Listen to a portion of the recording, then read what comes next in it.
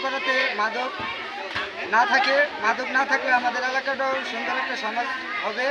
আর মাদক থাকলে দেখা গেছে আমাদের যে যুব সমাজগুলো আছে দিন দিন ধসে যাচ্ছে। চনপাড়া থেকে বিপুল করে জয়যুক্ত করে ইনশাল্লাহ এই চনপাড়া থেকে এমপি হিসেবে তাকে দেখবেন ইনশাল্লাহ। বেরিয়েছেন, মাদকের বিরুদ্ধে প্রতিবাদ সমাবেশ করছেন, এজন্য আপনাদের অসংখ্য ধন্যবাদ। আর আমরা জানিয়ে দিতে চাইছি যে বিপু ভাইয়ের নেতৃত্বে চনপাড়ায় মাদকের উচ্ছেদের ঘটনা আমরা যে ঘটাইতেছি, ইনশাল্লাহ এটা আমাদের অব্যাহত থাকবো।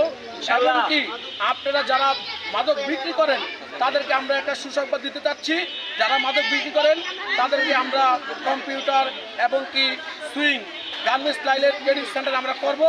আপনারা আমাদের সাথে যোগাযোগ করবেন, বিপু ভাইয়ের মাধ্যমে তার নেতৃত্ব এই কর্মস্থানটা তৈরি হবে।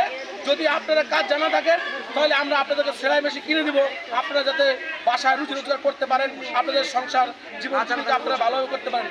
বিপু ভাইয়ের নেতৃত্বে আমরা প্রশিক্ষণ কেন্দ্র করব, এই কেন্দ্রের মাধ্যমে আপনাদের জীবন জীবিকা নির্ধারিত করবেন।